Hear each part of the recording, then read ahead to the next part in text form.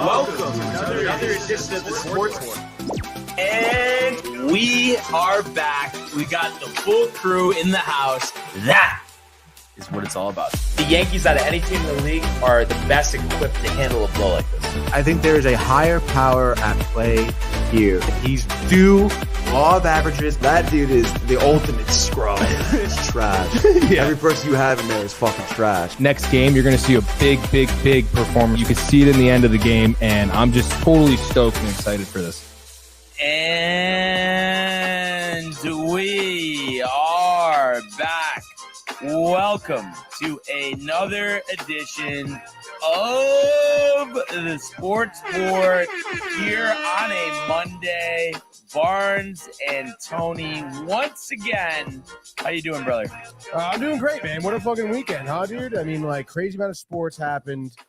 Stoked to be here. Gonna be a great week. You're doing this. Happy Columbus Day, by the way, dude. There we go. Christopher. There we go, dude. I was wondering this morning, why there was so much traffic around. I was like, oh, wow, yeah, that's right, dude. I forgot it's Columbus Day. So you got to appreciate those holidays for that, dude. And speaking of Christopher, and I know this seems like, how the hell does this tie into anything? Oh, boy. So, long story short, met up with Mark on Saturday, went to Milford to watch the college football games because I went to see my nephew, Dominic.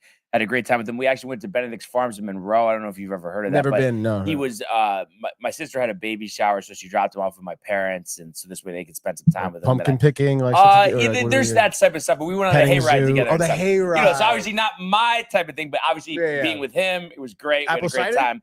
They had that stuff, but I didn't go because I was meeting up with Mark, went to Archie's Colony, all that stuff. Yes. So spent like 5-6 hours, SBC as well. So did the trifecta. Oh, very nice. Watched all the games. So that was great. It was cool to see Indiana pull the upset. Arch Manning finally win again. And then my USC Trojans that I've been not really following that much the past decade with the win over Michigan to cap off the Saturday.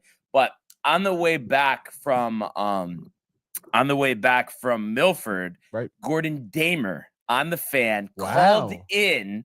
And this is how it ties together with Christopher. So I tried not to get offended because the first thing I said is, hey, Gordon, I don't know if you remember, but a few years ago, I actually interviewed you at a Jets tailgate. And then he's like, Brian, I have a terrible memory, so I don't want you to get offended here. And let me give you a little story.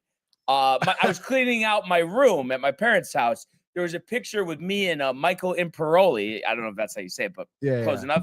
And he goes, yeah, I met him. And let me tell you, I didn't even remember meeting him. So don't get offended that I didn't remember you. And then I asked him about, going forward with the Yankees, what they should do. And my suggestions were to go, young in the outfield and then sign a rise in Real Muto. And then he was basically saying that, because I was like, oh, well, you need to prioritize batting average. And he was like, oh, I don't think teams care about batting average. And instead of re-signing Bellinger, what I would do is use that money for Bichette. So that's kind of what his thing was. But it was kind of cool. Odyssey app. It was nice too because I was waiting forever.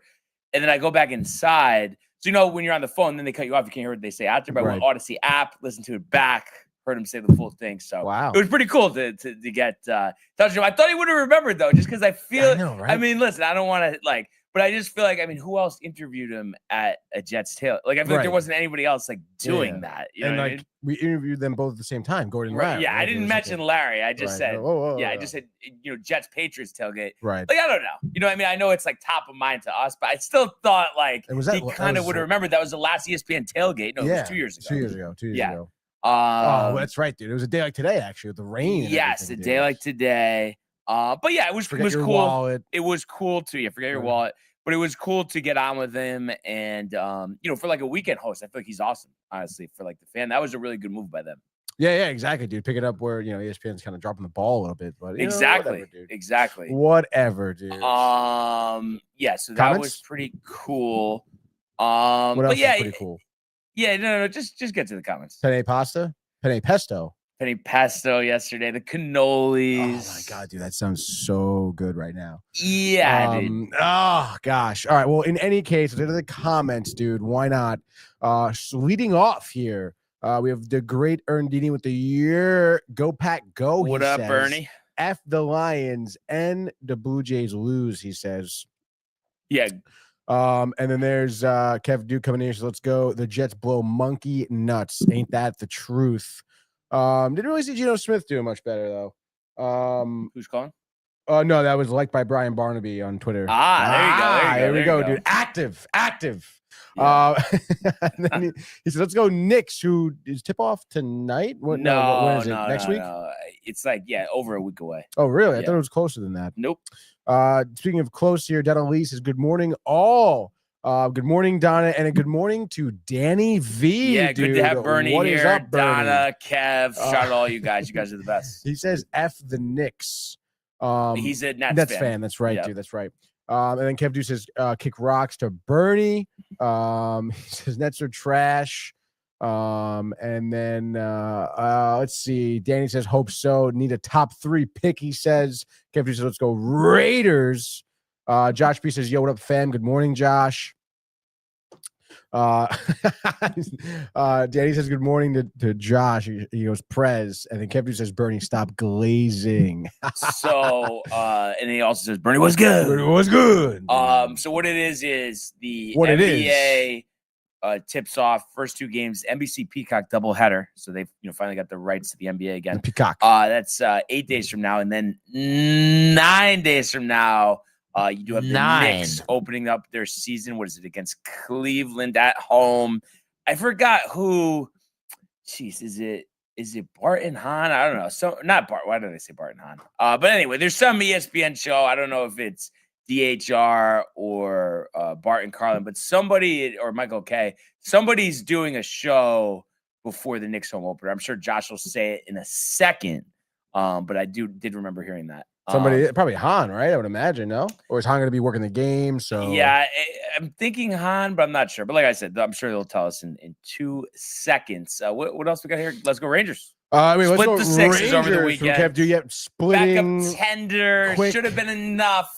Lack of offense. No offense. Get shut out again. Dude. DHR. Kind of crazy to think, dude. DHR, dude. And then there it is, dude. So I don't know. Is that good Thursday? For you? You tune into that Thursday, I believe. I mean, dude, I honestly, I don't know. Is anybody going to that, Josh? Everybody going, dude? I mean, it's just, I don't know. If anybody's going, I don't know. Sounds like fun. Yeah. Where is the show? I think right by I think it might be Stout. at Stout. I think it is dude, at Stout with Babchick. Oh my God, legends. Dude. Then we got Matt Brown. We have Matt Brown in the house. His morning bros. I can suck. I mean, I think honestly, it's a good thing at this point. Lose every single game and get the number 1 pick and trade off assets. And Jay, it might be Josh is Stout. Confirmation. Is anybody going, Josh? Stout. But yeah, that's what I think. I think trade Breece Hall. Howdy Kev. But I really think that's the best way to go about business. And possibly, Tony, 0-17, possibly a one and done for Aaron Glenn. And they were talking about it on DHR. Not DHR. I am just all over the place. DNR. But and then just bring in like a Gruden or McCarthy. I think that's what they need. They need a real, not a first time coach that's deer in headlights. You know what I mean? If you really want to change the culture, you got to have somebody that's been there before. Yeah, and I also feel like you definitely should do that because I mean, get the new coach with the new quarterback. Right. I mean, do you everything really want lined up, and Mooney's 6-year contract. Get him the hell out of here. Pay off all the literally everybody gone, Tony. Okay. And then Kev says, "Bro, Jets get number 1 and still lose." Yeah, but you might as well have the number 1. Exactly. If you're gonna lose anyway, right? Why not just have the number 1 pick? And like you always say, having that new head coach, quarterback, that regime. Yes. Just the fact. Imagine if it is Gruden too. Are you kidding me, dude? Yeah. Yeah. But dude, I mean, Stout to the Garden for the next game. Yeah. That sounds like a good time. I know. I mean, if people were but going, probably tickets are probably mad money though, right? Opening night. Oh yeah, I'm saying I would just go to the event if people were going. Stout, dude. Yeah.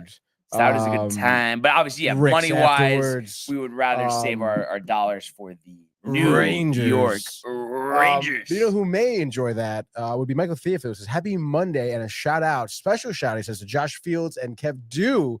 Kev Dew, who's in here right now for becoming the newest DTV members, GOAT Sports Show. Appreciate you guys. That's awesome. Absolutely. Yeah, dude, Kev Dew, he's dialed in. Dialed. Jets, and then Matt also says Jets could have 30 first-round picks will still suck. I'm not expecting Glenn to make the season. Yeah, but I would just say, you know what I mean? the last time that you had a veteran coach? I mean, I don't think we count Adam Gase. So wouldn't that be Herm Edwards? And no, he wasn't even a veteran coach at that time. So really, no. Eric Mangini, he wasn't a head. So it was really Bill Parcells. We're talking 26 years ago, whatever it was. Or he was, 30 years ago, basically. Let's call it 30 years. But yeah, that's the last time you had a coach with previous head coaching experience. It wasn't a joke like Gase. So obviously that's, I think, something that you need to try. And like I said, they're likely to fuck it up. Of course they're likely to fuck it up. But they actually haven't had the number one pick since. You gotta give it a try, Tony. And I'll give you a spoiler here. Keyshawn Johnson was the pick. Oh, year. You're Jets, asking for the year. Okay. Yeah. Oh gosh, dude. I don't know. No, we can say before I was gonna guess. It's pre Y2K. Really? Yeah. 94. 96. Damn. Yeah. Pre Y2K. Yeah, pre Y2K. But obviously a football focus here today. Also, shout out Xander winning the debate current over there in Japan. That was good to see. Good for him. Xander had a tough year. Yes. I think he'll be ready to go. Japan's sick, dude. It must have been a great time. Oh yeah. Yeah. Talk about the sushi afterwards. Oh dude. yeah. The There were a love lot boats. of big names there. That was cool. Then the week off before we go to Utah. So I guess Friday we'll see what the field looks like for that event in Irvins, Utah. But we really got to go there one day. I really want to play that course. That'd be sick, dude. I'd be down with that. Black Desert Mountain. But yeah, that's really all we're gonna mention with the golf because there's just not time. No, there's no time. But let's go to the world of the National Football League. This kid is special, man. You didn't think to do that. Gonna run for it. He got it. And there he goes. Oh, the play of the year in the NFL. Throws intercepted by Surtain. Nobody's gonna catch him. Jones to the end zone. Touchdown. Quincy Williams leveling Murray. There he goes. Jamar Chase. Not yet. Touchdown Bengals. Stafford. Williams. What a hit by Buda Baker.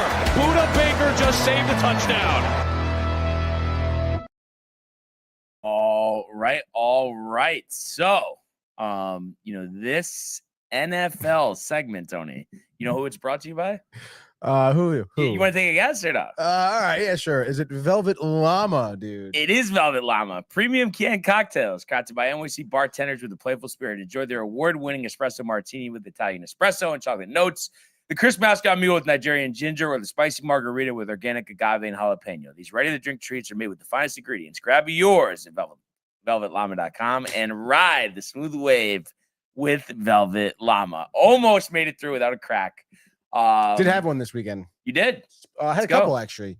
Espresso and a spicy marg, Nice. Yeah, dude. I was gonna say those the mules go quick, Oh yeah. Oh yeah, those are my favorite for sure, dude. So you probably needed a few, as I'm sure Jason Libertelli did, to get through the Jets Broncos 13-11 slugfest over there in London. The Jets completely embarrassing themselves, not trying to score before the half. Yo, what the hell? Wilson yelling at Aaron Glenn. Not good. At the end of the game, 4th and 8 instead of a 62-yarder by Folk. Blow it. When you got sacked, how many times for Fields? 9, yeah. Dude. So I don't know. I mean, listen, I think it works out good. Like I said, I know you're not guaranteed to do anything good with it, Tony, but you can't tell me the 0-17 cleaning house again isn't the best thing for this team. It definitely is. But I mean, were you perplexed watching Folk not get a chance from 62 there? Yeah, I was perplexed, dude. I mean, needless to say, it just didn't make any. None of the game made sense. I was perplexed at the half too. What he called it in. What do we? Oh my god, dude! Stop it. It's just I don't know. I feel like that game yesterday, even with the post-game conference too. It just seems like Aaron Glenn is just not fit to be a head coach. Right? Because it's whatever is going on, like he's the helm of, obviously, and then there's just no organization. There's no organization. There's no culture. No nothing, dude. And the conference after the game, like hearing him try and talk about it, like it's just so tough, dude. Oh, we're close. Our defense worked our ass off, but you got to give it to the team, and we got to get right. We got to finish games. We got to learn how to finish. It's the one thing we didn't do, and it's like, I don't know, dude. I kind of refuse to believe that that it's all it's all the players. It's just all pure execution. Like I don't know. I think it's definitely him, dude. It's got to be him. Well, yeah. I mean, I think he's over his head, and I think that's why. First of all, listen. I mean, anybody, player, coach, front office, Jets. I mean, you're doomed to fail. But I think what I was just talking about, how you haven't had the veteran head coach come in here in a while, is why all these first time guys are failing, is because you know what I mean. It's just it's too overwhelming to go into this situation as your first job in the NFL. It's hard enough to be a coach in the NFL, and then you got to be the Jets, where everything just is a dumpster fire from the start. I really think that's why these guys aren't succeeding at all, making any type of impact. Like, what are the chances that a veteran coach like a Gruden would have success, you think? I mean, they definitely would have more success. Yeah. You know what I mean? Just because they've been there before. They know how to command a locker room. And I think McCarthy and Gruden are desperate. I don't know if any other team will hire those guys. So I just think that would make a lot of sense. Gruden, it would be sick, honestly. It would be pretty He would be so fired up to be back in the league coaching. Yeah. But I mean,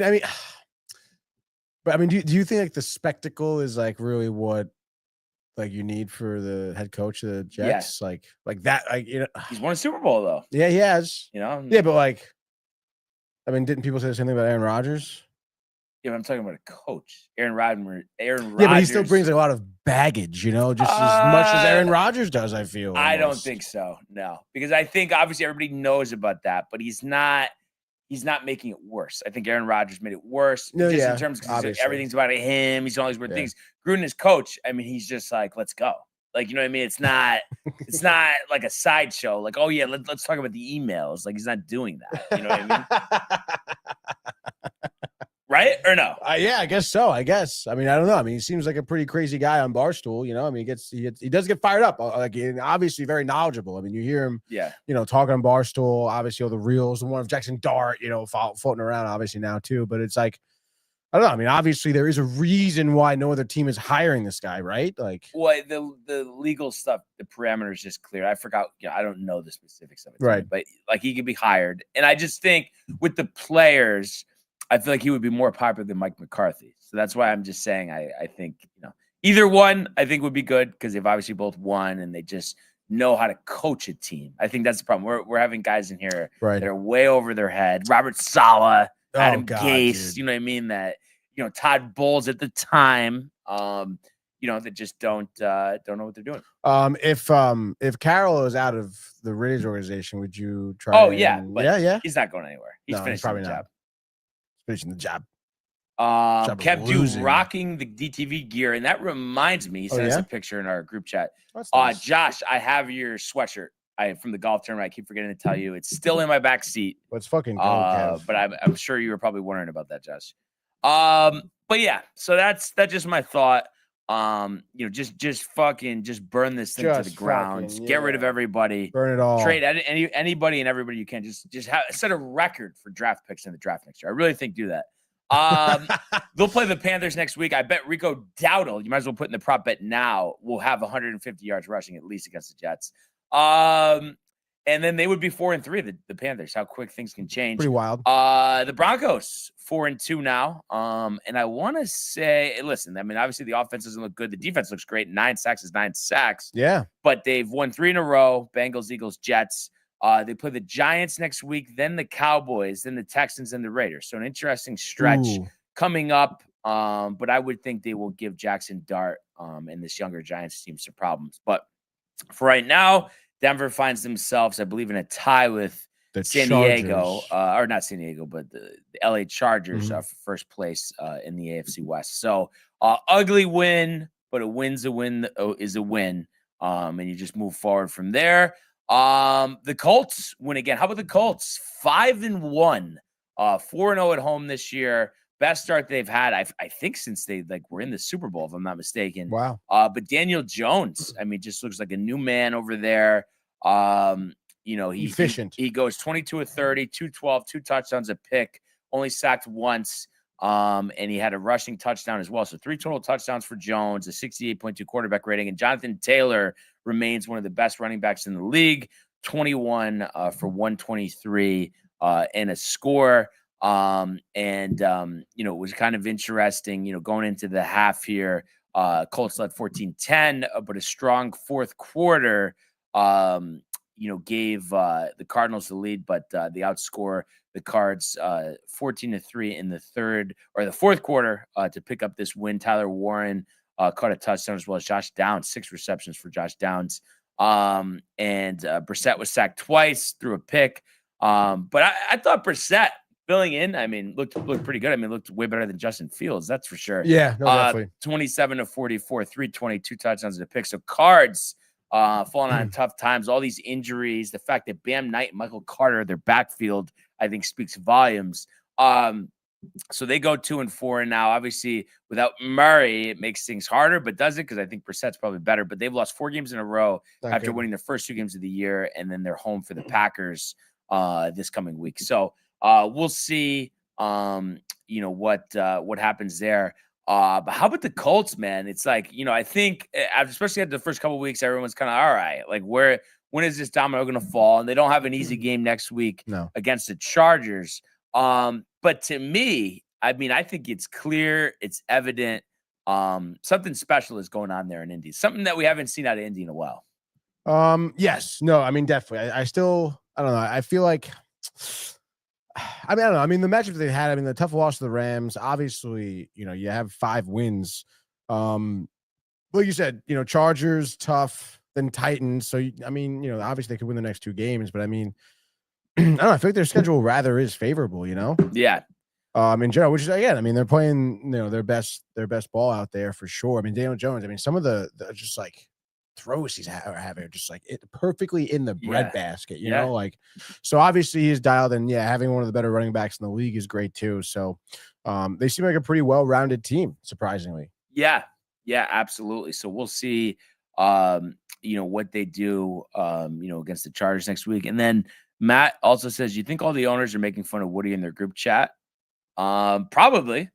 And then Roadkill looks better than Justin Fields. Wow. That's what Jay says. That's right. Yeah, but like I said, I think that's the move. I know he's in a lot of pain, and he probably wants to win out, but it's like winning out is not the answer. Just really, I'm telling you, man, stockpile assets, Tony. Stockpile. No, yeah, you got it. That's it, dude. You have to. Yeah. Right? Because winning any games at this point, meaningless. Yep. So yeah, like we said, Cards in a tough spot as well. We'll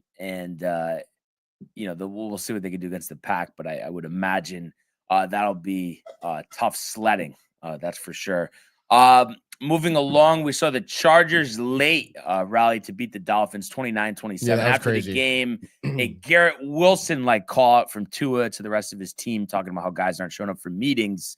So yeah, I thought that the Chargers offensively played a pretty good game. Herbert was 29-38, 264, 2 touchdowns, only sacked 1, 64.8 quarterback rating. And how about Kamani Vidal? Probably won a lot of ESPN daily, contests for people. The 6th rounder from 2024 absolutely went off yesterday. And obviously the Chargers down some key cogs. Hampton, Harris is out for the year.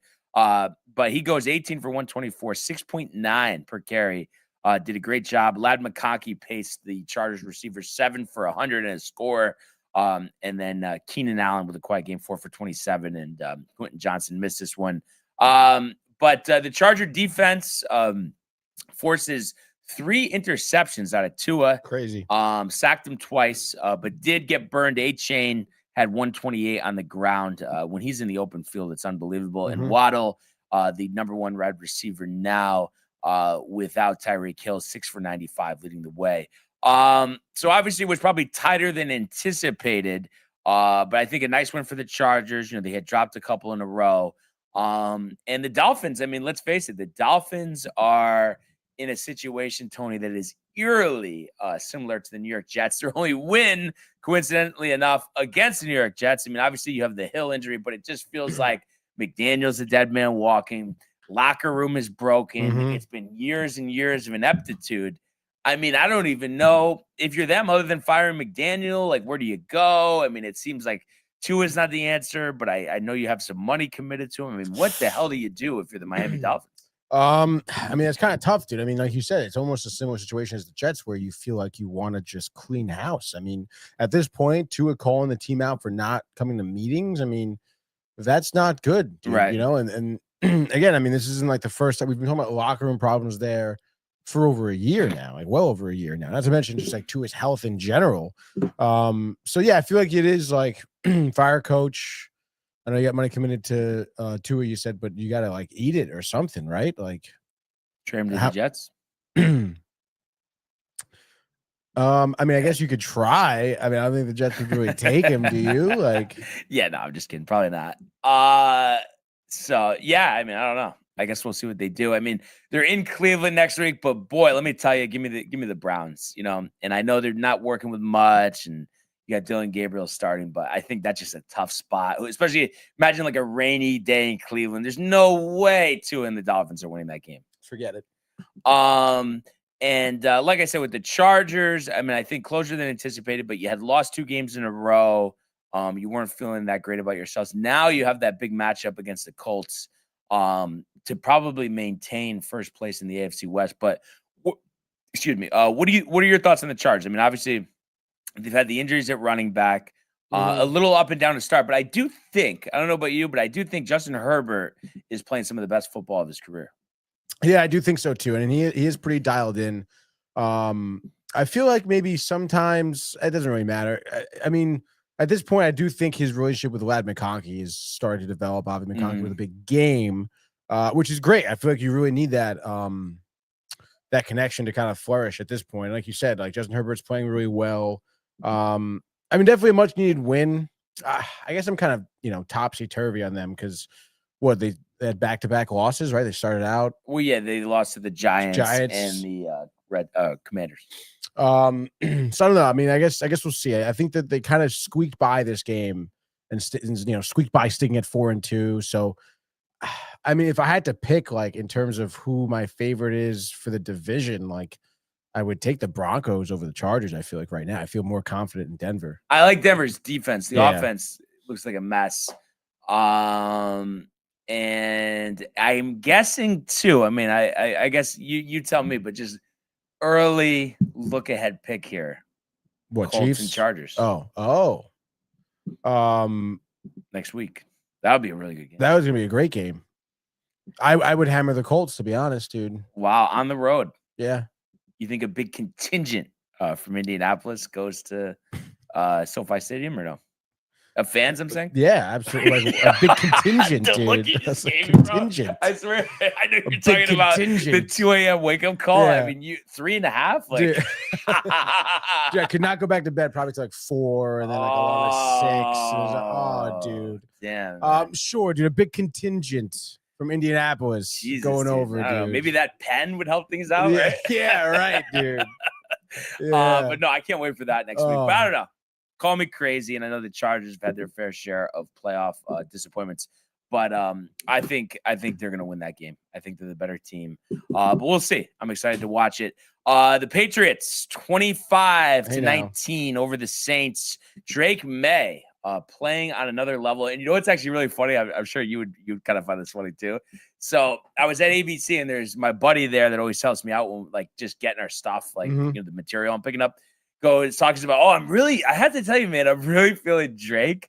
So I thought he was talking about Drake, the artist. And he didn't say anything to me, but I was like, oh, yeah, his stuff like 10, 15 years ago, I loved it, but I haven't heard anything recently. And then he's like, yeah, he's playing some really good football. Oh, my God, dude.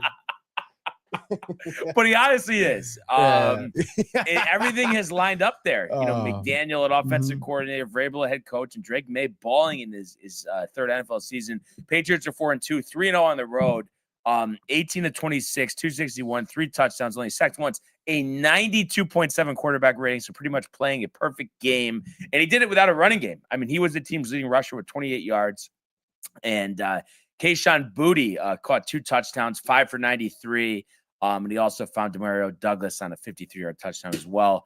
So listen, it's the Saints. They're a mess. But at the end of the day, I mean, the Patriots have been a mess the last couple of years. So they have to be feeling pretty good at, like I said, I mean, I think the coach, the quarterback, offensive coordinator, everybody's on the same page here.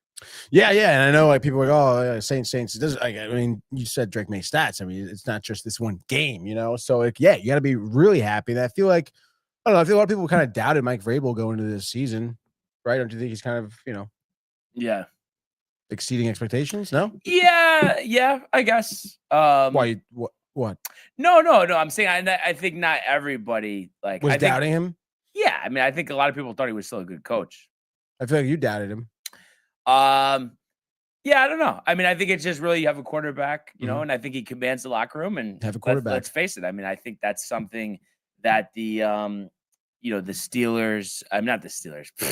The Jets, you know, could use. You know what I mean? Somebody who commands the locker room. So. Yeah, definitely. The Jets could definitely use that too. Yeah.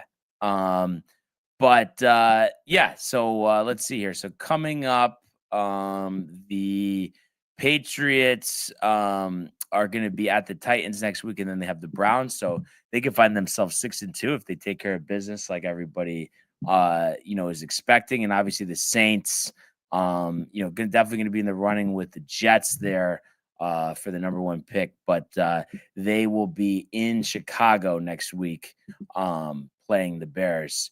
Yeah, so that's what we had there. And then the next game, you know, speaking of the Steelers, 23-9 over the Browns. So that's a game I thought maybe Steelers could lose. Browns defense good, but Browns offense terrible. Aaron Rodgers, I think, you know, doing what he's supposed to do here. 21-30, 235, 2 touchdowns, 64 quarterback rating. Metcalf 4 for 95, leading the way. And I think the defense played pretty well, sacking Dylan Gabriel 6 times, holding Judkins in check 12 for 36. And Harold Fannin led the way for Cleveland, receiving 7 for 81.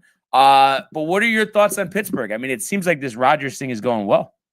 Yeah, needless to say, I mean, I feel like, you know, for still, I know they got Jalen Warren back, who had, you know, I guess okay game, 11 carries, 52 yards. But yeah, I mean, Rodgers is looking like, not only is he like, you know, commanding the field very well, but it seems like he's well liked in the locker room, like in the organization in general. And obviously, again, connection to DK Metcalf, even though it's not plentiful, it just seems like that every game, like he has a big throw to Metcalf, you know? So it's like, yeah, it seems like a lot of pieces are in the right place there for Pittsburgh at 4-1. And I know it's Cleveland, but still, I feel like the Steelers also, first couple of games, like, wow, defense just is not going to be really on par here. But, you know, shutting the Browns down to 3 points, all coming from all field goals, right? 9 points. Still pretty impressive, right? I mean, the team still is pretty well-rounded. I mean, they could be looking at winning a division. Oh, I mean, I think as you would say, the division is in hand, Tony. Which is pretty wild to say. The division the last 2 weeks, I think, is 0-6, other than the Steelers. That's wild. Quick turnaround, though, for them. Speaking of the division, they will be at the 2-4 Bengals. Joe Flacco ready to go once again there. But I think they're running away with this. And, you know, I don't know. I mean, what do you think? I mean, I guess we'll see where their record is, but especially if they get a home playoff game or two. I mean, you think Pittsburgh has a chance to, you know, maybe make a run? Rodgers' last run? I mean, maybe. Defense is good, right? Yeah, and defense is Metcalf, good. he's got good rapport with, it feels like. Yeah, right? yeah. And again, I mean, Warren's been all right. Gainwell's been, you know, solid too. Rodgers isn't making any bad throws or turnovers. I mean, I guess so. If they make the playoffs, home playoff game, yeah. I mean, I guess I could, you know, a deep run. Yeah, sure, why not? I mean, they're right? due. I mean, right? they're due. 2016. It's just so crazy that there's so many teams that you thought were going to be competitive that aren't right now. The Ravens, I mean, is the biggest thing. Ravens I know being all one these of injuries, them. but still, Obviously, the 1-5. Bengals too. Yeah, I don't know. I guess so. I feel like they would have a hard time getting by like the Chargers and the Colts, though. I think though, I don't know. Chargers and Colts, if they're at Asecure, whatever the fuck Heinz Field, it should be. You know, I don't think they're winning. Honestly, I think that defense, dude. I'm telling you, bro. I think this is the opportunity for the Steelers, because who knows what they're going to do at quarterback next year. Dude, that's you would wild. think this is one and done with Rodgers. Mm-hmm. Also, I was having this conversation with a couple people, and I'm blanking who I was talking about this with yesterday. But is it not me, or is it? This has nothing to do with what we're talking about. But is it ridiculous that people refer to the weather today as a northeaster? Yeah. It's raining out. Is a northeaster not a blizzard that has a foot of snow? Am I missing something? When did it become a rainstorm? No, I'm pretty sure a nor'easter could be rain, but it doesn't. To me, that's bull. A northeaster is like lock everything down. You gotta stay home. Like it's raining out. No, I think that like. It's a joke. No, it really is. I mean, it's a little windy out there, I guess, dude. But they haven't like I don't know. Yeah, we haven't gotten. I don't know if like the city or like Long Island has gotten hit bad, but we barely just got some rain yesterday. It was just raining. No, but this it's hilarious. It is hilarious. Honestly. And then Ernie says, I'm still working outside. This sucks. Yeah, I'm not going to say like it doesn't suck, but I'm sorry. A northeaster, like I don't care what anybody says. A nor'easter, an actual nor'easter, there's got to be at least a half a foot of snow on the ground. And that's being light, honestly. Like that's ridiculous. Like that, like everybody on the news, the old people watching the news, like, oh, Monday. No, yeah, it is like kind of crazy. Like that they all just try to be like, oh, you got to freak out. Freak out. It's so funny. Just pour it out today. Nothing serious. Yeah, exactly. I don't know. What sparked that? No, because Mark was just texting the group chat about like, oh, maybe the ticket prices for the UConn game today will go down because the nor'easter. I'm like, bro, the nor'easter. And the funny part is the ticket prices have actually went up. So I think it's because rainy day. Why not go see UConn basketball play? Boston College exhibition or not? I mean, they should kick their ass. It's gonna be sick, dude. Yeah. Yeah. So I'm pumped for that. Anyhow, the Garden. You know who was pumped is this is at Mohegan. Oh, that's right, dude. He's at Mohegan. Yeah. Oh my God, even better, dude. Exactly. Hey, be careful going up north, though. Maybe the nor'easter. But you know who else is pumped? Rico Dowdle, Tony. We had the short over the weekend, buckling up Buttercup, and he goes for $183. Panthers outright.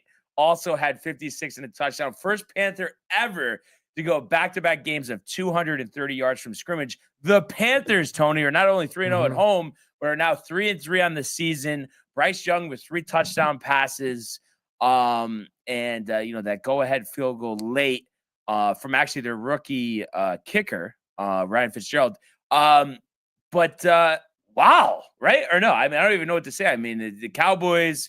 So, they keep losing these disappointing games. And then for Rico, I mean, listen, the revenge game is a real thing, but how many times does somebody rush for 200 yards and then leading up to the next game say, oh, you better be ready, right, and then actually follow it up with almost as good of a game the next time? Yeah, dude. I mean, calling his shot was pretty crazy. And he even said it after the game. He's like, oh, they didn't really buckle up, dude. And then on top of that, you put on a performance like that, and the Cowboys as a team rushes for 31 yards. Yeah.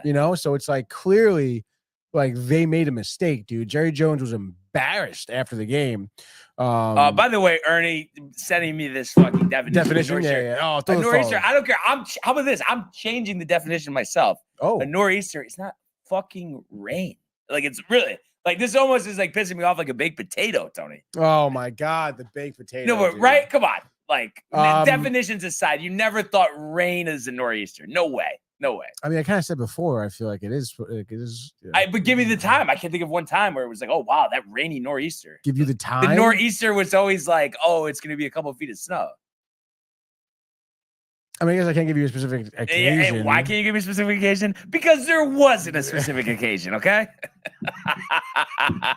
But I ask you, I mean, obviously we know this Dallas defense is terrible. Yeah, dude. So are the Panthers any good or, I mean, listen, or better? Yeah, I mean, I would say so. I mean, Bryce Young, obviously, someone who's always due for throwing a pick, I guess. Yeah. And I know he threw one early, but it's going to be things like that are going to start to lose you games. So I feel like I mean they're good. I mean obviously Dowdle's a good player.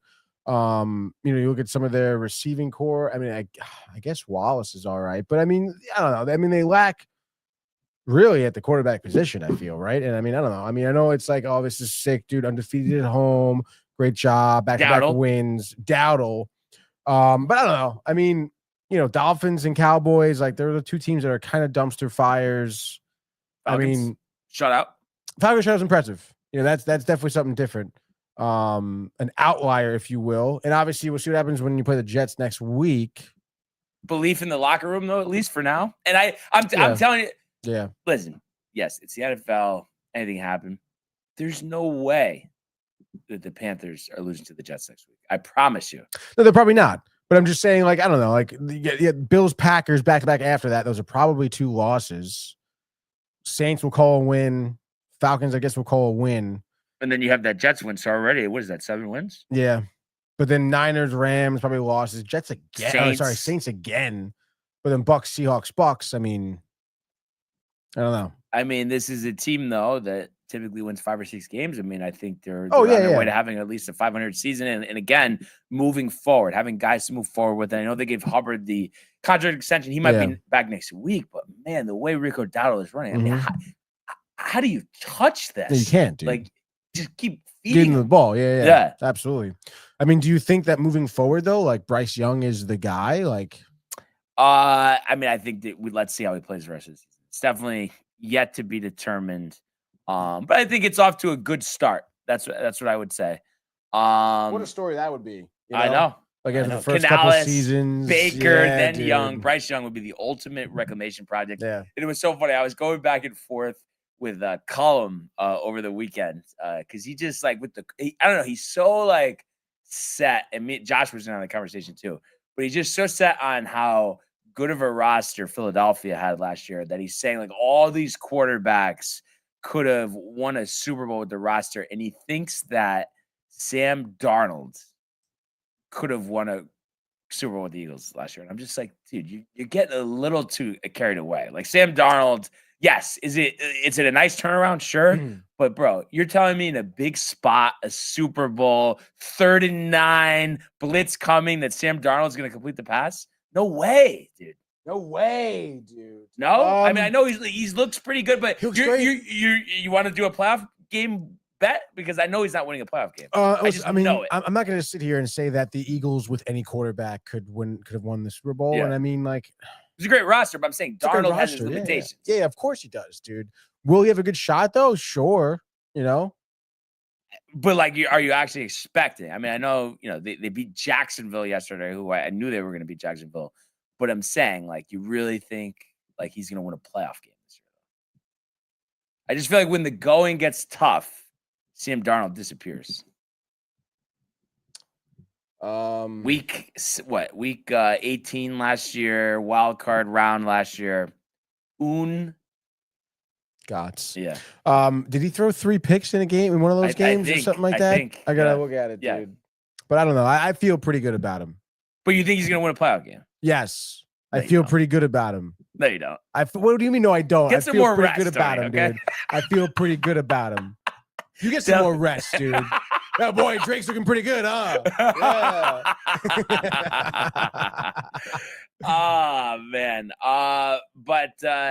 So Jets, Panthers next week at MetLife, and then Dallas and the Commanders. So Dallas kind of being pushed early, but I would think, I mean, that's an over game. I mean, Dallas will give up 35 points to Washington next week. We'll see. And speaking of Sam Darnold, 4-2 with the Seahawks now. They win 20-12, holding off a late Jacksonville rally.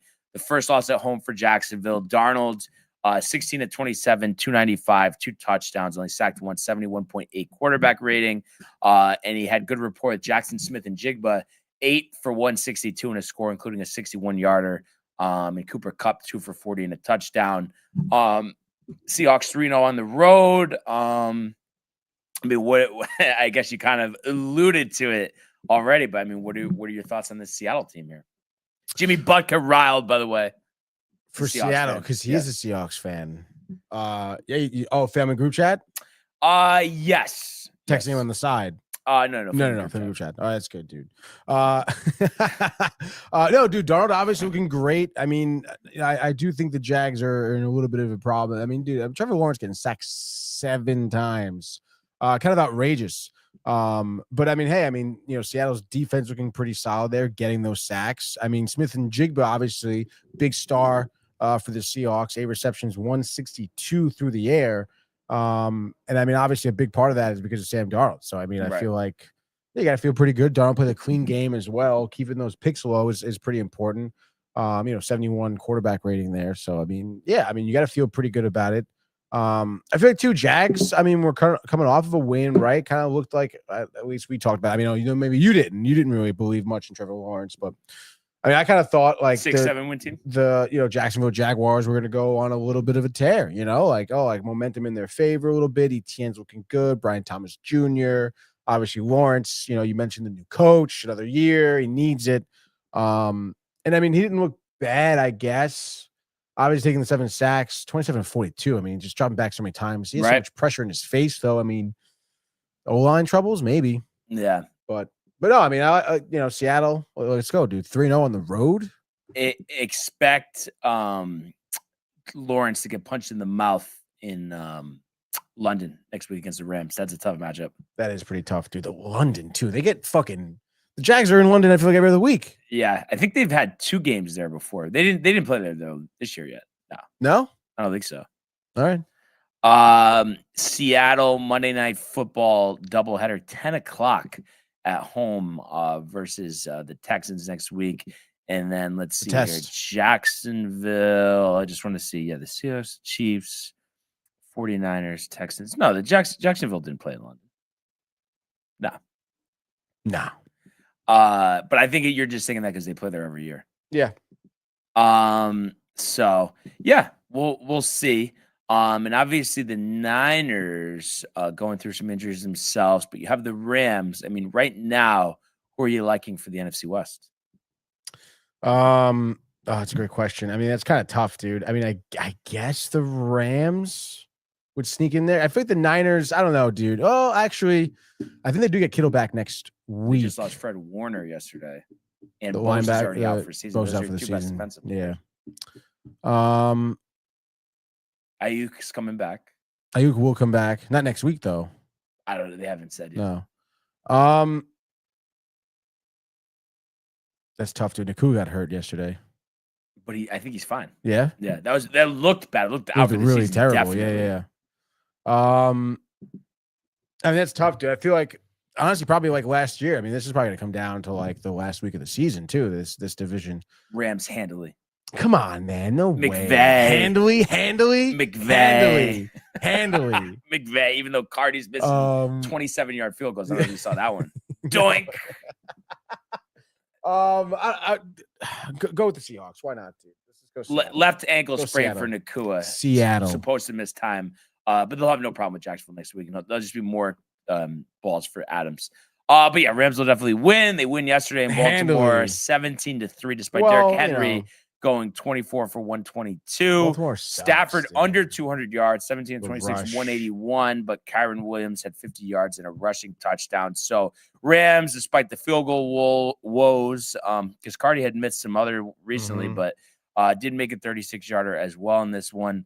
But yeah, I think 4-2 is 4-2, and obviously, not a pretty win, but I think the Ravens with their injuries, and they'll have their bye week, and then Lamar Jackson will come back. But this boded well for the Rams. I mean, this was a game they probably lose if the Ravens are playing the way that they should be. So I think a 4-2 start is very solid here. One of the final runs I'm sure they'll have with McVay and Stafford. So let's see what they look like in London. But I definitely like them to win the NFC West. Handily. And then moving along, you saw the Raiders get off to a hot start here, 10-0 at the half, 17-3 after 3, end up winning 20-10. So Pete Carroll's first win since the opening week there against the Patriots. Geno Smith throws another pick, 174 touchdown and a pick, only sacked twice.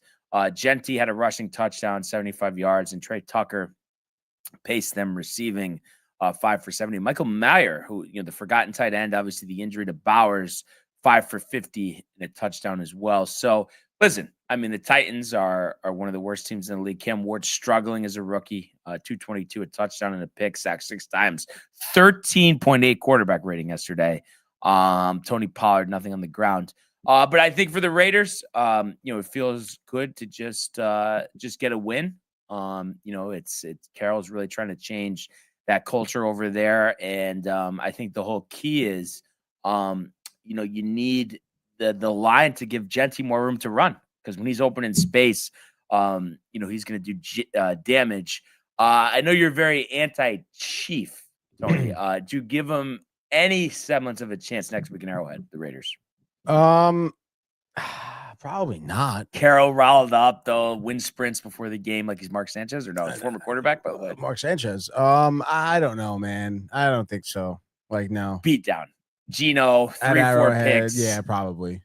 I get it, because like you want to have Super Bowls and stuff, and I know we talked about this a while ago, but don't you think what adds to Arrowhead is being outside? Like, they're talking new stadium. Like, it's not like official. They might renovate the current stadium, but they're talking new stadium, dome. I don't know. I feel like it'll just be weird. Like, I feel like that environment with the right though. I mean, it is pretty sick, no? No, it is. It is. It's like, it's nostalgic. It's Did classic, you see Jared dude. Allen doing whatever to get the crowd going? Like the beating of, I don't know what it was, but it was some instrument or something. No. He's done it for the Vikings too, because he's, Jared Allen or no? Of course, yeah. Mystic Village, or you actually know Jared? No, I do actually know Jared. Mystic Village? They're Mystic. But that was sick. Yes. Yeah, I don't know. But yeah, I mean, at least Raiders get a win here. But I mean, do you have confidence in them in Arrowhead? I could see it maybe being close, but like maybe the Chiefs pull away late, but maybe to start like a pick or something, or a fumble, or Butker. Butker's going to be on the sidelines pretty soon. They might have to bring in Hot Rod to compete at kicker there. But we'll see. Titans, Patriots next week. But yeah, I don't know. Callahan, I feel like he's Titans fired. Done. Cam Ward needs a better coach. The Pack pick up their third victory of the season, 27-18 over the Joe Flacco-led Bengals. And yes, Michael did say Flacco on the Bengals. Other abuse. Flacco did say before the game, though, the reason he's still playing at age 40 is you never know when your opportunity is going to run out, and he wants to take the advantage of playing in the NFL. But you can't blame him for that. He's made a lot of money. I don't know, getting to the team earlier this week. I mean, I think honestly, like, it really wasn't that bad. I mean, 29 of 45, 219, 2 touchdowns, 68.6 quarterback rating. That's pretty good. And he found Chase 10 for 94 and a score. But the Packers, the difference in this, the fourth quarter, outscored them 17-11. Jacobs had a good game on the ground, 93 yards rushing. Jordan Love, 259, a touchdown, a pick, 82.6 quarterback rating, and first round pick Matthew Golden, 3 for 86, including a 35-yard reception. So maybe closer than the Packers would like it to be, but after the tie and all that stuff, I think they're in a pretty good spot, though. All that being said, the Packers, yeah, no, I would be very happy with that, dude. And yeah, I mean, I guess you really, I don't have any complaints here. I mean, the Packers played a good game. Obviously, Jordan Love the one pick, clean it up, maybe, I don't know, but I mean, well coached, good defense. I mean, Ernie should be very happy and proud, Yeah. And I guess as for Flacco, I mean, yeah, I guess good performance. There were a couple times though where they were cutting him on the sideline, and he was just like literally. I mean, come on, he's getting older. He's getting grouchy. older, dude. Grouchy. Bengals offensive line in front of him, not good. So yeah, I mean, listen, I wouldn't be surprised if the Ravens are calling his number now too. All right, dude. So I mean, the guy's playing hard, and he looks good. So like, what the hell? Yeah. What? No. Just what you were saying about Flacco, it's just kind of funny. But yeah, short turnaround. Any semblance of a chance there? I think is it in For Pittsburgh for quick turnaround. Flacco. No, Michael. Michael. Good morning, dude. Thank you very much. It's at home, but still, no way. What up, bro? What up, bro? Right though? No way. Right now. Or no? No, yeah, yeah, probably not, dude. 9 times possibly sacked. Yeah, right. I mean, Steelers defense, dude. Talk Pretty about good. wow, dude. Couple old quarterbacks. Talk about grouchy, You know, dude. 40-year-olds squaring off. Kind of wild. Yeah, you don't Who get would that have thought, too much. dude? We saw the Bakers. The Bakers or the Bucks, either way you want to look at it. 30-19 over the Niners. The Fred Warner injury kind of took the wind out of the sails there. But Yes. the Bucks go on to win 30-19 and have won 5 of their first 6 games. I hope you saw that because they panned him a couple of times. You want to talk about old and tired? The Bucks assistant coach Tom Moore, I think he's in his 80s. He was with Peyton Manning his rookie year. Did you see him? No. Look him up, dude. You have to look it up. Tom Moore. Bucks, bro. He's like Yeah, I know who he is, but I didn't see the shots. Like he's a low-level assistant at this point. No, you had to look at this. Put Bucks to it. The pictures that'll come up. Yeah. Oh man, dude, this is with the glasses, dude. Oh my god. Oh man, but you know, he's Hey. with Peyton. Here he is with Baker. Yeah, well, I mean, look at him. But the results speak for themselves. Mac Jones sacked 6 times through 2 picks. You know, Baker 17-23, 256, 2 touchdowns. Cameron Johnson. I mean, Ibuka left with an injury. Yep. Mike Evans still injured. Mhm. Godwin's still injured, and he's thrown to Cameron Johnson and Tez Johnson, who he hit both for touchdowns. Nobody even knows who they are. It doesn't matter. Former Giant Sterling Shepard at a 36-yard catch. But pretty amazing. It doesn't matter who's around him. Baker on the Bucks, he just rallies the troops. Yeah, dude. And I mean, it's so crazy even to try and explain it. But I mean, the guy just puts the results on the field. You see some of the runs he had yesterday. I mean, breaking tackles, looking like you're pump faking past the line of scrimmage, fooling defenders, and then you're like lowering your shoulder to get first downs, and then you're throwing darts. Like some of those touchdown passes were just absolutely rifled. Yeah, no, the one to Johnson. I think it was to Johnson. I'm trying to think of which Johnson it was. I think it was we go up there. It was Tez Johnson. Yeah, because it was a 45-yard touchdown one. Yeah. That was unbelievable. That was crazy, dude. Yeah. And it had like the perfect arc. It was just thrown. It was rifled in there, dude. It was exactly where Johnson needed it. So I mean, it's just like the fact that he can make almost any receiver look good right now. You mentioned all those injuries the Bucks are dealing with, and they're still 5-1. Right. You know, like we talked about them making a run at the tail end of the season when they get all these injured players back. But at 5-1, it's just like they're on the run. Like the thing that you're going to get 3 receivers back because now Ibuka's injured. So Evans, Ibuka, and Godwin all coming back. Yeah. The guys playing now, not even going to see the field. Kind of crazy. And Bucky Irving was also out yesterday. That's right, dude. And then how about a treat rematch from the playoffs 2 years ago? Bucks Lions next week, Monday Night Football, 7:00. Give me the Bucks right now. Me too. Bucks. Done. Book Vengeance, Baker. Yes. Tight. And then the Niners, obviously the injuries, the Warner. I mean, you would think Purdy comes back, maybe Ayuk soon. They get the Falcons at home on Sunday Night Football next week. So that becomes a big win, kind of get things going back in the right direction. Ernie's saying we need a secondary. Shouldn't have carded us like that. Baker will be Cleveland's biggest blunder. And he says, yes. And your mother talking about a delay with the voices. Delay in our voices. I can look into that. That's for sure. So yeah, you know, we'll see how the Niners navigate, but definitely not a good spot for Robert Saleh coming back there as a defensive coordinator.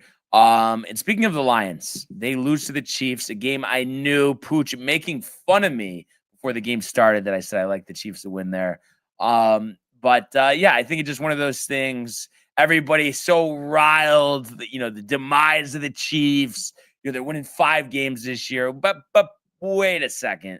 So they win at Arrowhead 30-17. We mentioned Jared Allen leading the tomahawk chop, however you want to call it. But Patrick Mahomes, easily the best game of the year, 22-30, 257, 3 touchdowns, 81.4 quarterback rating, only sacked 3 times, ran for a rushing touchdown, found Kelsey 6 for 78. Hollywood Brown had 2 touchdowns. And Smith-Schuster had some nice catches, 3 for 57. So spreading the ball out. And defensively, I think they held the run pretty good in check because the Lions as a team under 100 yards. How many times have we said that? You know, Goff, 23 of 29, but only 203 yards, 2 touchdowns, only sacked once. And the Chiefs do this despite Harrison Butker having a case of the chunks, missing an extra point in this one. Yeah, so I think it was a big win for the Chiefs, after that 0-2 start. Now you're 3-3 with a little bit of momentum. The Lions, they had been hot. They had won their last 4. I think it was just a tough assignment, and that's kind of what I'm speaking to too, about kind of losing that. I mean, I think you'll still have an advantage because the crowd will be nuts, but just going to indoors, I don't know. It just doesn't seem like the right thing for one of the NFL's original AFL franchises. I don't think, Lamar Hunt, Tony, if he was still around, would want the Chiefs to be playing in a dome. That's for sure. So, we'll see what happens. But like we said, that home game against the Raiders, you would expect them to roll there. But, we have seen the Raiders, I think it was with Antonio Pierce, beat the Chiefs before, so you never know. But big win for them. Obviously disappointing for the Lions. We mentioned that game with the Bucs next week. That is at home, so that's good for them. But talk about a lot of points. That should be great. But wait, no penalties, LMAO. The fix is in, apparently. I can't stand that stuff with the Chiefs, bro. Like, I don't know. Everybody hates them. So there's always there's nothing. I don't know. I don't think anyway that there's anything going on there. And if the Lions wanted to win, I mean, they should have done a better job. I mean, you didn't get that 4th down. And then you had a delay game or a false start or something when you were going to go for it. Then you kicked the field goal. So there were a couple opportunities where you could have won the game. Your defense needs help. That secondary isn't good. And that's kind of why, I didn't really like the Lions this season. It's just the defense, man. I feel like you've had a really good defense. I think it would be different, but that secondary is battered. And I don't know. I just don't see them making the run. And I do think we'll see what happens this Monday night with the Bucs, but I think if they ran into that matchup, even if they are home this postseason, I mean, give me the Bucs all day. So I think that's a problem. I think the NFC is tough, and I think, maybe they would be wise to try to improve that secondary, come trade deadline time. What do you think? Are the Chiefs back, Tony? I mean, are we, still a double-digit win team here? I know everyone's riled. I don't know if they're back, they're back. But I mean, yeah, one game out of the division. No, yes, they've been lucky that the division hasn't gotten run away or anything. Yeah, out of hand. And yeah, I mean, the connection to Hollywood Brown was good. Obviously, Kelsey's not dropping as many balls as he did the first couple of weeks. But I mean, I still think that the Chiefs are going to have tough games ahead of themselves, and I mean, they're going to have to buckle up and find a way to score more consistently if they're going to want to win these games. Yeah. Or at least come up with those big plays. We talked about it. I mean, so many of those 1-score victories they had last season just were not falling their way this year. So, right. We'll see what happens. If that does, I mean, yeah, they can go on a tear. You mentioned, the records, how the first few weeks started off in their Super Bowl winning years. It's just they could at any point do it. They have the talent, they have the coaching. So we'll see what happens. Who do they have next week? Did you say? So they, the Chiefs have the Raiders at home, and then the Lions Bucs at Arrowhead in Detroit. So, let's see what happened. But I, enjoyed watching that game. And again, didn't stay up for the whole thing because it felt like it was in hand, and we knew what was going to happen. Another tough pick day for us, huh? Yeah, dude. We got who tonight though? The Bills. We have the Bills tonight. -4.5. And then what was it? The Chargers and the Broncos didn't cover. That's right. And they hit with one of their picks. Your picks. What? You saying they stole them? No, well, I mean, they took one of our picks. They took Tampa, right? Oh, no. They did not take Tampa. They took in Indianapolis. No, but they didn't hit. Who did they hit with? They hit with somebody. The Pats. The Pats, yes. They hit with the Pats, but lost with Jacksonville. So they hit with the Pats, lost with Jacksonville. So they went 1-2. So actually, but it's just going to be a tie. Yeah, we need the Bills to cover. So we need the Bills. What it is? It's just the NFL for it to be a tie. A lot of underdogs winning outright this year. You're taking the Bucs. But we got a double header tonight. ESPN, ABC, 7:15, 8:15. So let's strike up the music and do a 2-game NFL Monday Night Football frenzy, and of course, brought to you by Velvet Llama. Bang! Get him in there just like that, dude. All right, let's do it. Doubleheader, fine, I guess. Whatever, dude. Let's start off 7:15. We're going to go to Mercedes-Benz, Atlanta, Georgia. The Falcons taking on the Bills here. Obviously, Josh Allen and the Bills still slated as one of the top teams in the NFL. They're coming off a tough loss last week. New England, 23-20. No one thought it could happen. We didn't think it could happen. We lost that pick. Doesn't really matter here because we doubled down. And I guess it opened at -4.5, but now it's at -3.5, which is the spread here. Over under is 49.5. The Falcons, we talked about that 30-0 loss to Carolina. They did beat Washington last week, 34-27. So shines of life over there, dude. What do you got? Bills roll. I'm going to say 31-21. So Bills in the over. Look for Josh Allen early, often. Wow. I would say 2 through the air, 2 on the ground. And look out, Kincaid, questionable. I say he goes and also catches one of those touchdown passes as well. Bills are 5-1. Falcons are 2-3. So give me the Bills and the over. What do you think? Bills over. I like it, dude. I like Bills over. Obviously, it's part of our picks here. So Bills, I'll say by a touchdown. I'll say, I guess more than a touchdown, 35-27. Bills over. Next game, let's go to Washington.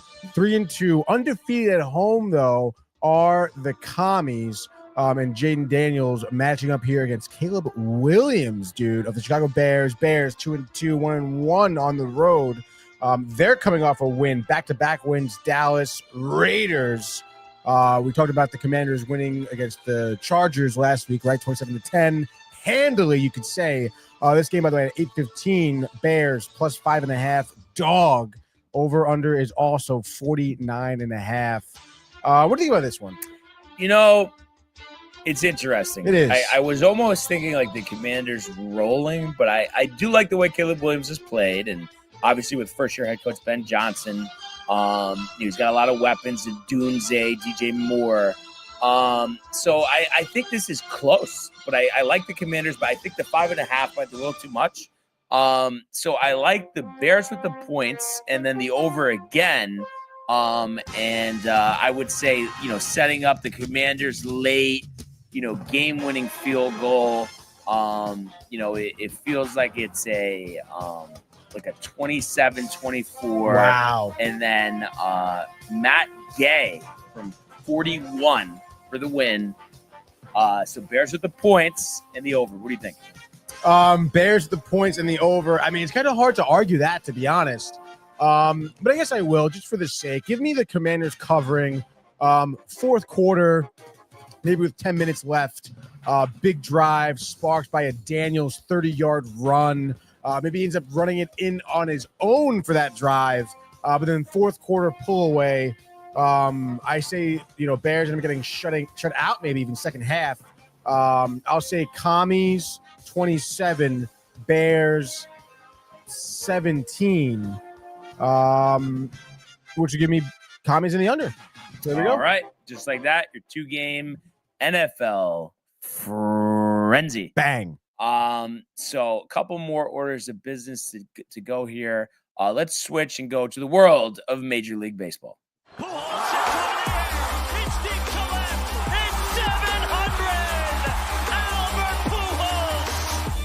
What a play! Stop it! Yep. And Alonso cracks one. The Mets win the ball game.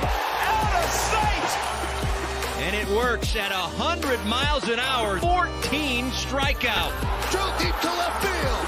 There it goes. See ya. All right. So obviously we know, at this point, it's no local feel in the MLB playoffs. We won't be spending too much in detail regarding this, but obviously have to just mention it.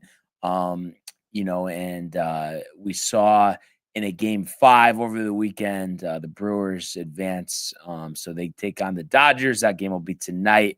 And then we also saw the Mariners in their game 5 advance to the ALCS. So they played last night in Toronto. And pretty much a surprise for me that Bryce Miller, who had a 5.68 ERA, I know that was only in 90 innings, and last year he had a sub-3 playing a full season. But he absolutely dominates the Toronto Blue Jays. I didn't think that was possible on the road for a starting pitcher, but that's exactly what happened. He picks up the win here as they win 3-1. In his final line, 6 innings, 2 hits, 1 run, 3 walks, and 3 strikeouts. And then he gets 3 scoreless innings out of his bullpen. Cal Raleigh hits a home run in the 6th. I believe that was to tie and then take the lead. So yeah, I was surprised to see this. I do think though that we will see, Toronto bounce back tonight. Yeah. And I know we're kind of catching it in between. The other series didn't start. And you have Gilbert Yasavage tonight. We'll see if he could duplicate what he did against the Yankees last week. Right. But both of these series, I mean, what are your predictions? Winners, games. I mean, what are we thinking here? Winners and games. I mean, listen, I agree that the Blue Jays offense will start to come around. How much will they hang around? I guess is a big question, dude. But I guess I say it's tough, dude, for the CS. I'll just go to the NL Brewers gentlemen's. Okay, Brewers gentlemen. But what about the AL? I'm still trying to figure that out, dude. I guess give me Mariners and we're gonna go the distance. I guess Mariners in 7. Wow, I'm gonna say yeah. No, I like it. I'm gonna say it's so tough though. Mariners in 6. Okay, I'm gonna say Dodgers in 7. Yep, that's crazy. So be interesting. Probably won't watch too much of it, but it'll be interesting, or any of it for that matter. Come on, really? No, none of it. Once the Yankee season over, the baseball season's over for me. But we got shit going on. We got to talk about it for a second. We got shit going on. So just strike up the music. 2-game championship series frenzy. A bittersweet one it is, Tony. Yes. Yes, I suppose it is, dude. But in any case, let's go 5:03 p.m., dude.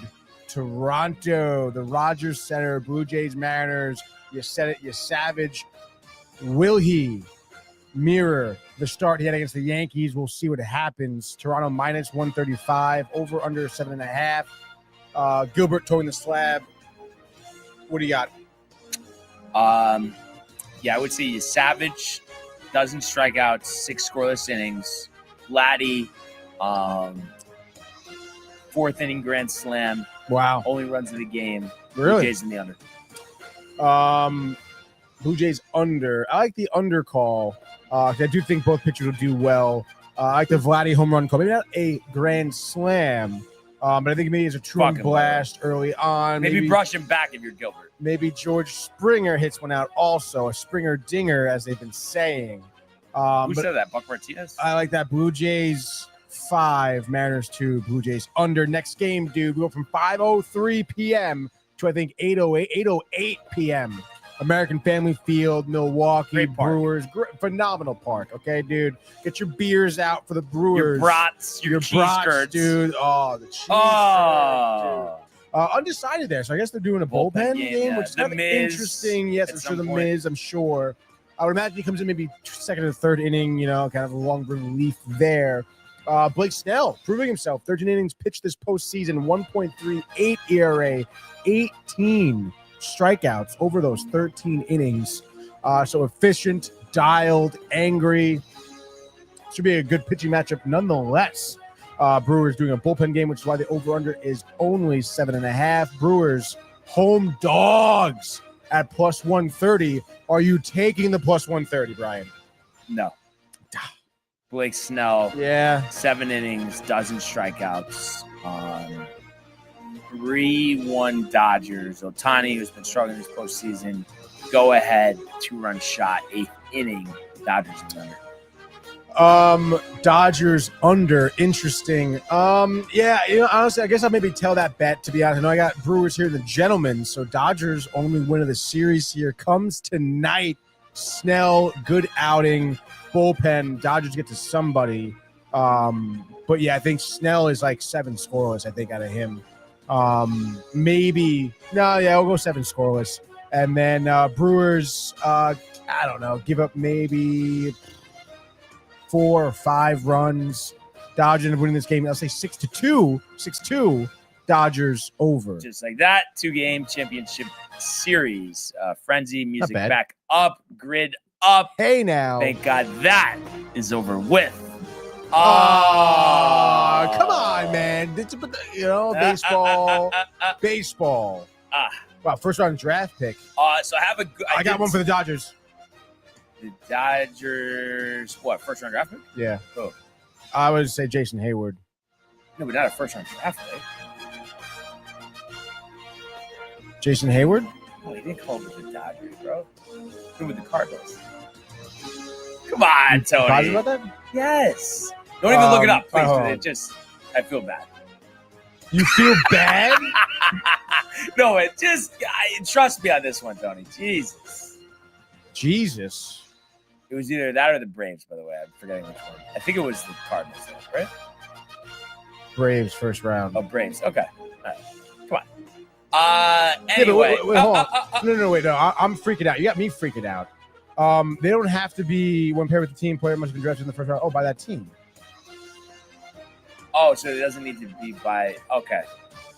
I thought it did, but I have a 0.4 Mick Abel on the bottom. Bottom pitched? Yep. Mick.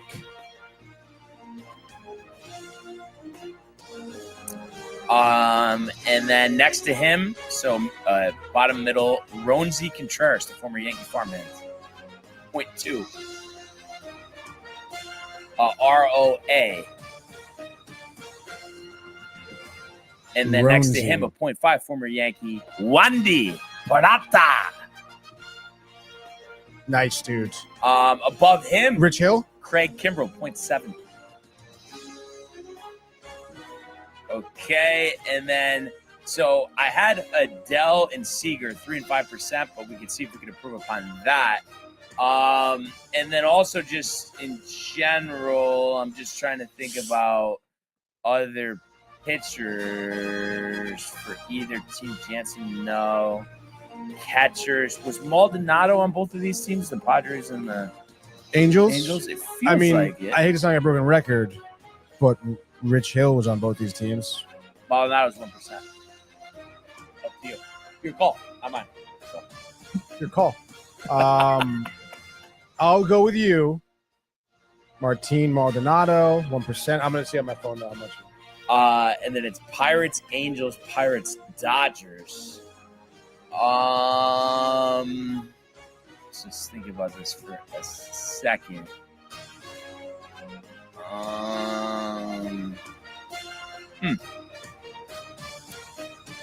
This one is, these two are kind of difficult.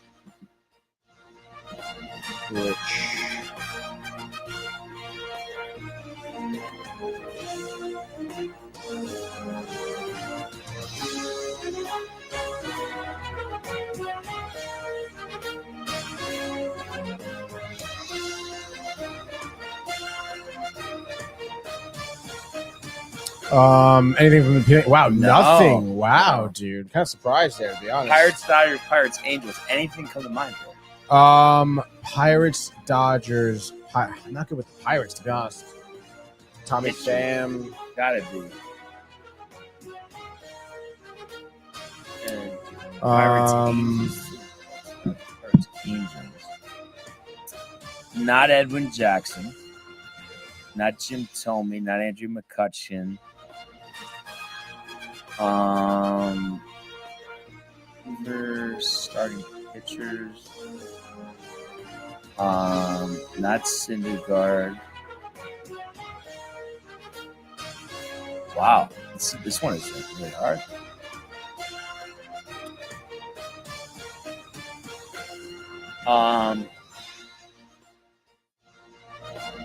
Well, I guess. So do you want to do? Wait. Okay. Oh, we determined too that the first round pick, they don't have to be drafted by that team; they can just play by that team. Correct. So do Manny Machado for Dodgers. 1%. Nice. And then I have Adele at 3. I'm just trying to think if there is. Josh Hamilton. 2%. There we go. We proved upon, Tony. We got to be able to get these, though. Like, I know we can do it.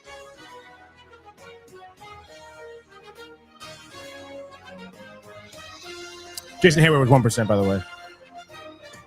So it was a tie. Yeah, it was a tie.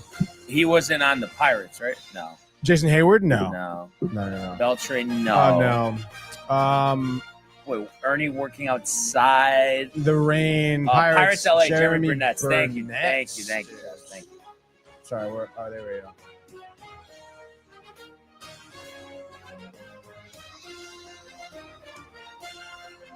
Just search. BE for BU. Oh yeah. For there it is. Jerome. 0.4. Okay, so that was great, dude. Angels. Oh my gosh, dude. I don't know why it's so difficult. Pirates, not Todd Walker. Not Todd Frazier. Not Sean Figgins. Sean Figgins wasn't on the Pirates, right? I don't think so. G-Man Choi's in the Pirates. I don't think he's not on the Angels, though. No. Is he? Was he on the Angels? Fuck. Josh Bell, no. Aaron Loop was not on the Pirates. Josh B says, That's not a troll, right? Oh, God. Why is this one so Tommy Pham was hard? never on the Angels. Tommy Pham, are you sure? Am I positive? I mean, Oakland, Pittsburgh, Solaire. New York, Arizona. Yeah, not Tim Simon, Garrett Anderson. Like a Moises Alou. G-Man Choi was on the Angels. He was on the Angels. Let's go, dude. What, did Josh say that? No. Oh. Matt Joyce says Trevor Cahill. What, Matt Joyce? What, I feel like last, right? You think so? I don't even know who Matt Joyce is. Point What did we get? 7, dude. 7. Is that all-time low? That is all-time low. For sure, dude. Josh B. What a way to start off the week, Us. dude. Let's Josh go. B with the assist. That's how we know it's going to be a good week as we switch the music and do the Immaculate Grid football. And I think I missed this, if I'm not mistaken, but my bad. But these grids are brought to you by the Hirsch Good call. Law Firm. Let's get this back up, dude. No, not remove it. Add it to the stage. Let's go, dude. Football on this Monday, dude. Bears Bills. What do you got? Hold on. Hold on now. Matt Joyce played for the Rays too, FYI. Okay. So let's just be careful here for a second. Be careful. All right, so 3,000 passing yards for the Bills. I was thinking Drew Bledsoe. Like, you want to lock it in, or you're kind of like talking about it, kind of discussing it? Well, I'm just thinking. I mean, it's Drew Bledsoe, it's Tyrod Taylor, it's Jim Kelly, and it's Josh Allen. So feels like Bledsoe's the forgotten man. Yeah, I guess so. I feel like there's probably not going to be. I mean, probably obviously Allen way more, but I feel like they're all right. Yeah, I mean Tyrod, but there's only a few guys, so it's going to be like, all right. Drew Bledsoe? Yeah, go with Bledsoe. 9. Okay. Look at the visor, dude. That really is classic. Mm-hmm. So these 3,000 passing. Alex Smith for Niners.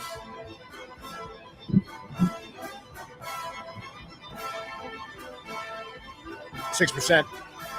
There we go. And then Falcons, Chris Chandler.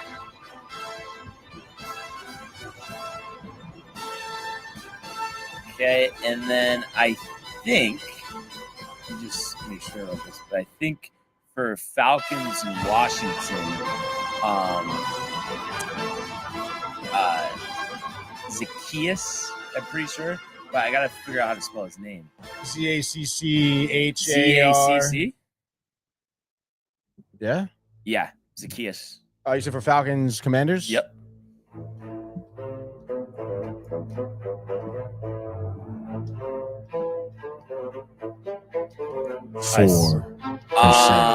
Okay, let's think about this for a second. Let's just think about this for a second. Darnell Mooney, I mean, I don't think it's going to be that high. Bears, Falcons? Be careful here. 25%. Not bad. Wait, how much was it? 25%. What the fuck? Niners commies. Yeah, Colt Colt McCoy, dude. That's a good one, dude.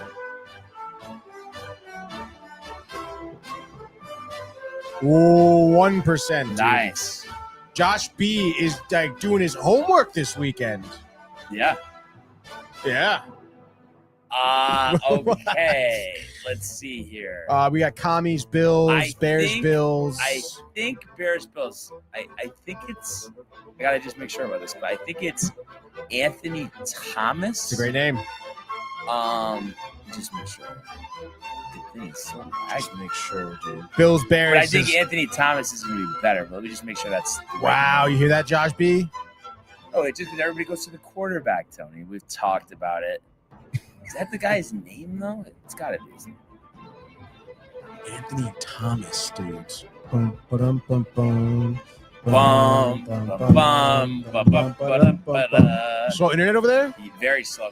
Yeah, dude. File picked up. I think that's why the latency we were having earlier. Dude. Yep, 1%. Anthony Thomas. Anthony Thomas. Anything on him? What do you got on him?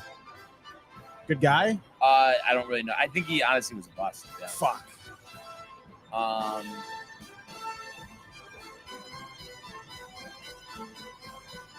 Anthony Jermaine Thomas, A-Train, running back out of Michigan. They called him A-Train? That's what it says, A-Train in parentheses. Drafted by the Bears, second round. 2,000-yard seasons out of 7. And then, oh, no. Oh, he did play for Dallas, too. I kind of forgot about that. I cannot believe how much my fucking thing is lagging. Okay, so we need Washington. Bills commies, the one and only Case Keenum. But let's be careful for a second. Just be careful for a second. Just hold on. Just for a second. I'm trying to think.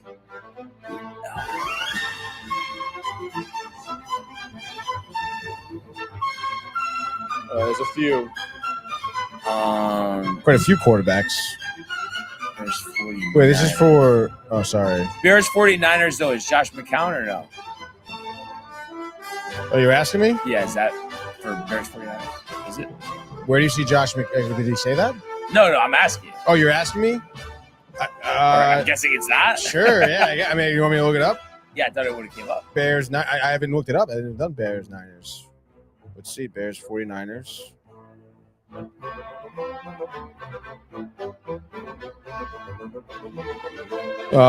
Bears 49ers. Who'd you say? Josh McCown, no. No. Is Marquise Goodwin? All right, do that.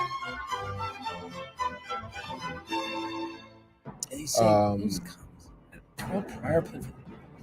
Marquise Goodwin, Bears Niners. 5%, dude. And then do Terrell Pryor, who won Josh 0.3. If you just search Pryor. Oh. Wow, there it is. What's the 60%. Solid. Solid day of the office, right? Thank you, Josh. Hell yeah, dude. And yeah, good grid for sure. But I guess one order of business here, Tony. We could just take a trip to the world of the National Hockey League. Here he comes. He scores! Captain with the overtime winner! That's the middle break! It's a world-class hit right here. Tomsky stepping, ring Washington made the full split save! Are you kidding me? Turn, side of the net, between the legs, and they score! Filthy! David Pasternak, the silver trophy to the Golden Knights! All right. So as you mentioned, splitting the sixes, Tony, over the weekend for the Rangers. Start with the good, 6-1 in Pittsburgh. So revenge for that opening night shutout loss. And, the scoring was spread out. Zibanejad, Fox, Cooley, Fox again, and then Rempe and Radish doing the job. You love to see that. Igor almost flawless, 18 out of 19. The injury bug, though, for the Rangers, Tony, early. We already know Trocheck's out a couple weeks. Mm-hmm. And then who was it in this game? Susie, right? Susie took one on the chin. Yeah, Carson Susie. That's going to be tough, dude. Injured reserve. Yes, that's going to be tough, especially on the defensive side of the puck here. We've already seen him have a goal already this year. It seemed like he was going to be – and this guy, honestly, after the way he played, come over from Vancouver last year, really enjoyed him. So that's going to be a tough loss. But, let's go, dude. The team has to overcome these things. This is why JT Miller is the captain, riling the boys. This is why you have certain depth to your roster as well. I don't want to, toot my own horn here, Brian. But on Friday, I think I was saying somewhere around the lines of Will Cooley, first goal of the season, Matt Rempe, first goal of the Fox season. Fox with 2 is crazy. Fox having 2. Let's fucking go, dude. So it seems like obviously on Friday they decided for the offense to be plenty.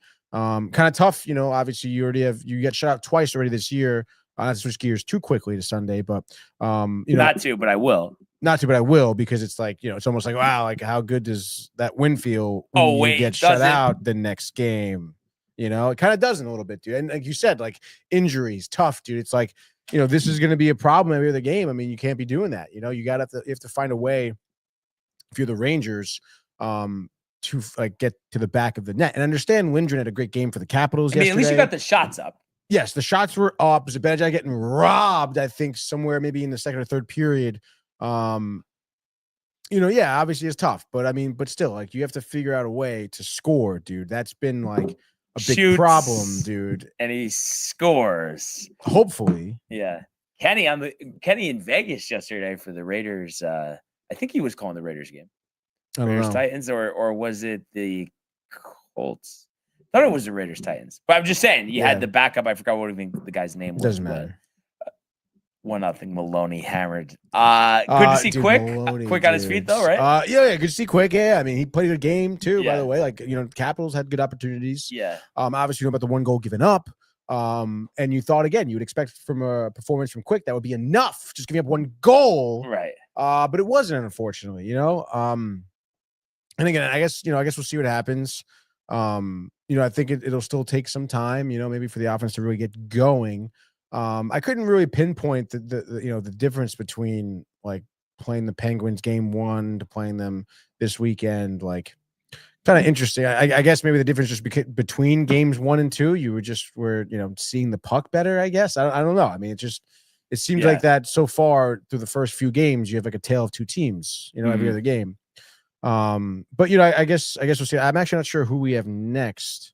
Oilers tomorrow. Oilers tomorrow. Oh, it's right, dude. At the Garden. I think you play, and then you go on a little bit of a Canadian tour. I think the 2-game Canadian tour. Yes. Yeah. I guess that's good. Going to be a test. Listen, if you can't score against the Oilers, that's gonna be a problem. All right. Yeah. We've already seen Skinner be on his shit again, dude. But would you say? Obviously you're dealing with a couple injuries, but overall, somewhat positive starts this season, or kind of let's see. I guess so. Yeah. You would like to, at this point, maybe see Panarin to get going, one of your bigger names, I guess, especially since Trocheck is out, obviously Adam Fox with 2 goals. That's great. But again, you want Miller, I think, has 1 goal in the season, that tip-in goal, I think, against Buffalo, right? You want to see more success. This is going to be a game where you're going to want to see 5 goals up on the board again, Yeah. Ideally, it'd be like a 6-1 victory like he had against the Penguins, game 2. Mhm. But I guess we'll see what happens. I'm not sure how the Oilers have been so far. I haven't really honestly seen any of their games. I don't even know what their record is, to be honest. I don't know about you. Have you been McDavid dialed in? No, I haven't. Let's I take don't a think they fucking play look then, dude. today, though, right? Well, I mean, if they play tomorrow, probably not. Maybe I would be surprised if they do have the back-to-back, which they do not. 1-0-1. They're 1-0-1. Yeah. So a win and an OT loss. That sounds like the Oilers, dude. Yeah. Yeah, I mean, I guess we'll see. Draisaitl through 2 games, 3 points. That also sounds like the Oilers. Let's see, dude. What were those couple of wins they had? Lost to Calgary, went to Vancouver. Yeah, I know early in the season. Interesting, they already flip-flopping Skinner and Picard. Picard had the 3-1 victory in Vancouver. Skinner, the 4-3 loss in a shootout. There you go. I wonder if that's going to be like if they're going to like split time until like further notice. Because I mean, Skinner, dude, is just not. I don't know, man. I mean, I'm surprised Edmonton didn't really do much in terms of their goaltending position in the offseason, right? I mean, we're still throwing out Picard and Skinner. I guess you want to take your chances. Fine. We'll see who'll be starting for us tomorrow when we break it down tomorrow, I'm sure. But again, I mean, like, this should be like a game where I can hammer the over and feel pretty good about it and be like, oh, the Rangers could hit the over on their own, dude. Yeah. You know? Absolutely. No, let's get it done. But I think, decent start. Hopefully those injuries don't linger.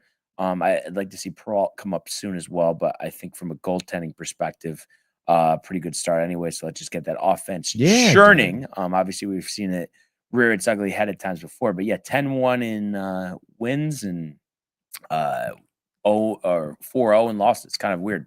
I know, dude. The 2 losses, both games getting shut out. I mean, that's not a good feeling, you know? Yeah. That's something you got to fix. That's something that Sullivan has already talked about. And again, I mean, we talked about it last week. He kind of equated that game 1 shutout to just, the guys getting more used to playing with each other and finding some more team chemistry and not having to think on the ice as much, because they can take us up time. Timing screws up everything, basically. So, I don't know. I guess we'll see. Like I said, you saw Sabres, Penguins back to back. You're like, oh, this is sick. This is like a little bit of a roll here. A little bit of a speed bump over there with the Caps. But hey, I mean, I guess they are a good team, I guess. Yeah, but let's beat Edmonton tomorrow. But we're dealt with what we have today. Like an onslaught, handily, Brian. Hammer, 6-1. Hammer. But yeah, and a lot of games today, actually afternoon games, I guess, because Columbus Day, people off in the corporate world. Corporate world, let's do a 6-pack NHL frenzy, and as Tony would say, since apparently I'm over it, he could go first. You're over it? No. You said that on Friday. On Friday, you're over it, dude? No, I always just remember things that you say. Yeah. So you did say it. Go back. No, I do kind of remember myself saying that, dude. You're over it, dude. It's over, dude.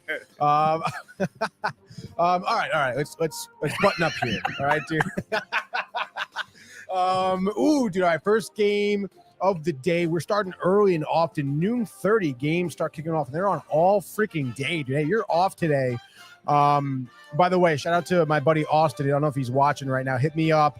It's going to the Islanders game. Had an extra ticket. I couldn't do it, dude. Yeah, he's going to UBS. He's like, oh, dude, are you off today? I was like, no, I'm not off today. Damn, bro. I know, dude. I was like, UBS. Bro. I totally forgot our buddy, who used to be our athletic trainer at Sacred Heart. Yep. Athletic trainer for the Islanders right now, dude. So hopefully that opportunity will come more often. Also, those tickets are so cheap. Right. Me and Matt were talking to Alan at the Yankee game. He lives like 20 minutes away. Yeah. We definitely should go to an Islanders game. That would be sick. I mean, it's $20 to see an NHL game. Like, what are we doing, dude? And who knows? I know somebody in the building. All of a sudden, dude. Next thing you know, you're in a suite. With Jeremy Schaap. Sucking beers with Schaefer, dude. And Schaap. I mean, I guess let's go to the UBS. Why not? I mean, we're talking about it. Austin's going to be in attendance, dude. Obviously, you look at the Islanders here, who are off to the 0-2 start. Not exactly how you wanted to draw it up. But hey, man.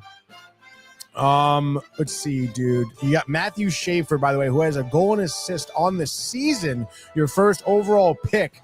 I say he gets another goal tonight. Patrick Waugh Post-game conference was like, dude, this guy's electric. Give him more time. I love seeing him play. Whatever. Let's go, dude. I say 2 points on the day against Winnipeg.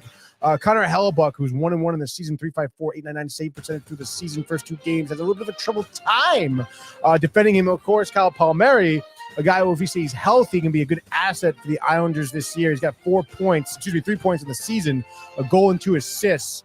And I say Sorokin, like, why not, dude? First shutout of the season for him. And a rocky start at 0-2, giving up 8 goals. There's those first 4 games. Settles down, UBS, Columbus Day. Over-under is 5.5 here. I think I'm going to go Islanders winning this game. I'll say 3-1. Islanders under, Brian. All right. So I'm going to go to TD Garden in Boston. The Wow. Bruins 3-0, Surprising. Lightning 0-2. And I think we're going to see a little reversal here. I think Lightning will be a good team despite the 0-2 start.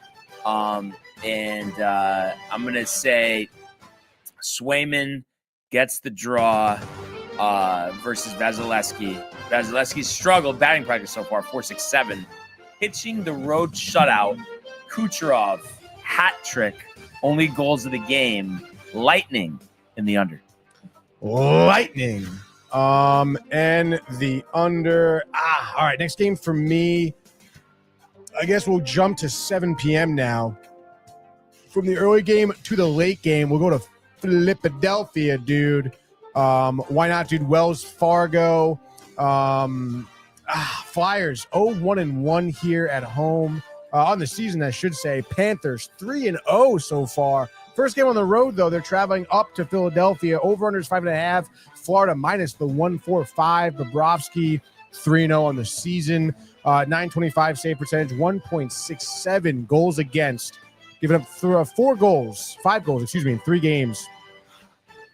5 goals in 3 games. Looking pretty solid, all in victories. Obviously, offense led by Brad Marchand. Speaking of Boston and TD Garden, he has 3 points, 2 goals, 1 assist here. The math is killing me today. I say he tacks on 2 more points today, goal and assist for him. He's looking pretty mean, dude. And I want to say he's like 35 season, I want to say. In any case, give me the Panthers. They may hit the over on their own, which they will. Panthers 6, Flyers 2, Panthers over. Avalanche Sabres, Key Bank, $20. And yeah, I think the Avalanche will pick up their 3rd victory of the season. Wedgwood, the start. And they lost last time out 5-4 to Dallas after beating the Mammoth and the Kings to open the season. I am going to say, how about Gabriel Landeskog with his first goal in a regular season game? There we go. In a couple years. Yeah. Also has an assist. McCarr with a goal as well. I think it's a Colorado beatdown in Buffalo. Give me the Avalanche winning this one 6-1. Avs in the over. Avs and the over. All right, 3rd game, last game for me, dude. I guess we'll go to Vancouver, I guess. Brock Besser, 2 goals in the season through the first 2 games. Canucks coming off that tough 3-1 loss to Edmonton. Looking pretty good. Looking very physical. I think they're going to beat down St. Louis physically. Evander Kane, Brian's boy over there with Vancouver now. He was, I think, put a little bit of beat down physically in Edmonton, taking out some of that rage. Over-under is 5.5. Hammer the over. Thatcher Demko, first shutout of the season. Blues 0. I'll say Canucks 5-0. So actually Vancouver under. Kane 6 hits and a fight. Let's go, Brian. All right. I'm gonna take the the Utah Mammoth, first time ever. So wow. In Chicago, United Center, $26 tickets. Utah. Gunther already with 2 goals this year. Make it 3. And how about this? A goaltending performance of a lifetime for Vizmelka back between the pipes, Tony. 40 of 40 And I think the Mammoth win 2-0. It's going to be the Mammoth and the under. Just like that, your NHL frenzy. Great job, dude. Rangers tomorrow. I mentioned the college football from over the weekend. The only other thing that I didn't mention was that Penn State lost their third game in a row. And, you had just 15 days ago, James Franklin on the set of College Game Day, Penn State going for their 8th straight whiteout victory against Oregon, number 2 in the nation, to 3 in a row, unranked. And Franklin now, Tony, out of a job after 12 seasons at the helm at Penn State. So they fired Franklin. Kind of crazy. $50 million buyout. I think 2-10 against top 5 teams. I mean, record's great if you look at it, but this is Penn State. This is a historic program. And it just wasn't cutting it despite being in the college football playoff last year. So I think it was one of those things where it was going to happen anyway, unless, I don't know, they maybe lost a nail biter in the college football playoff this year. But the fact that he could not beat any top 5 teams, I mean, you're Penn State, you're a brand, you're a national brand. You can't have a coach that can't get over the hump. Yeah, dude. And I mean, I feel like it's been like long enough. Wouldn't you say? You know, like it was kind of due for that, dude. And obviously kind of tough too with Penn State because quarterback got injured, right? Yes, but that was like later in the game, and obviously didn't contribute to the other couple losses, of course. But still tough. I mean, if you're Penn State, you got to feel pretty bad, right? Because you're out of the college football playoff, basically. Right. I think you still have to play Ohio State. So, I mean, that's going to be tough. But the whole thing, at least now, you are ahead of the game in terms of hiring your next football coach. So, obviously, you have to get this hire right. Expect them to bring in a big name. Who is that? We'll see. But definitely something to keep an eye out for. Yes, Jay, good to have you here with us. Egg flips, 45 minutes. Islanders, sorry, flipping all the eggs all day. That's like an offer. I would have taken up somebody on, but UConn game, Mohegan tonight should be good. Right. Hurley. I'm gonna zoom in on Hurley a couple times. Said the oh my god, can't wait to get there, dude. He's a fraud. No, that's going to be sick, dude. Yeah, so excited for that. And then, college football next week, or, this coming week on Saturday, we'll have some good matchups. Ohio State, Wisconsin, Ole Miss, Georgia, Rutgers, Oregon is going to be a beatdown, even though that one's nearby over there in Piscataway. Alabama, Tennessee should be good. Kalen DeBoer has silenced the doubters for now. USC, finally back in the top 25. I mentioned I was a big fan back in the Pete Carroll, Reggie Bush days. USC Notre Dame, a classic rivalry. That one will be from South Bend, 7:30 on NBC. Jordan Maeva, I believe that's how you say his name, doing a great job there for the Trojans. He had transferred from UNLV, but 13 touchdowns, 2 picks. Yeah, I'm calling it now. USC is pulling it. The running rebels in South Bend, and it's Jaden Maeva, by the way, but the 6'4" junior quarterback from Hawaii. And you know who else was impressive for the Trojans? A walk-on running back. I want to get the name right. It's Miller is his name. Let me just get this right here, though. It's King Miller. Walk-on running back, Tony. So in the upset win versus Michigan, 18 carries, Tony, for 158 yards and a touchdown. So that's unbelievable. Third string running back stepping up. He's a freshman from Calabasas, California. So that's great to see. And I don't care what they're saying in the group chat. A northeaster, I don't need technical definitions. A serious nor'easter is not wind and rain. It's just not, Tony. I don't want to hear it. It's like you want to hear me talk about college football right now. Same thing. You don't want to hear it. I mean, I feel like I would rather hear the college football than you with the nor'easter talk. No, yeah. I mean, no, it's cool, dude. College football. JD, little tight. His girlfriend, Nikki, Michigan alum. Oh, really? They went down. Tough season. Sheldon Moore, the coach. Not good. I think he's in hot water. And I was JD's in hot up. water? I told everybody the story. No, not JD's in hot water. I was telling everybody this story, and I hope JD's listening because I would think he would get a kick out of it. but I said something. So Wink Martindale, you remember him from the Giants. He's the defensive coordinator from Michigan. So they're losing, and he's always just kind of had this disheveled look, almost like Tom Moore, but like a little younger. So you just look at him on the sideline, the dead serious face, so red and just like so tight like this. So I said like, "Oh, Wink's looking a little tired," and he goes back in the chat and goes, "Barnes is on fire tonight." I had a really good laugh about that one, JD. I must have told that story 5 times now. It was funny. Listen, I know Michigan, it's tough, but I'm telling you, that coach is not the answer. You promoted somebody who wasn't ready for the job. Right. And I think it's Sharon Moore, my mistake, but who wasn't ready for the job. I mean, Harbaugh was a legend, arguably the best coach since Shem Beckler, or I guess you could, Lloyd Carr was pretty good too. But yeah, they just need a better coach. That guy's over his head. Underwood looks okay. But it's good to see USC back, especially in the Big Ten. I mean, I just didn't see that. But let's see what they do against Notre Dame. But yeah, enjoyed some college football. There were some good games. That Indiana-Oregon game was great. Indiana, too. They've been a laughing stock in the Big Ten for years and years. But last year, making the college football playoff. And then this year, being in the top 3 right now. That's crazy. So I've been definitely getting into the college football. Got a scout, too, who's going to be our next quarterback. Good to see Arch Manning pick up the win in the Red River. Looked a little better. But I feel like he's still going to come back to school, but we'll have to see. But it's just cool to scout the quarterbacks.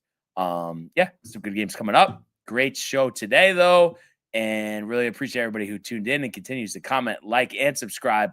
All of the archives on the YouTube page, Tony, Michael, Renee, and Jay in costume, the merch at DowntimeTV.com. Want everybody to enjoy the day, enjoy the games, and we will see you mañana. Hey guys, Tony here from Downtime TV checking in. I want to thank all our fans out there who's been liking, subscribing, sharing our content. You guys are the best. You guys are our bloodline. You make us love what we do. Thanks again.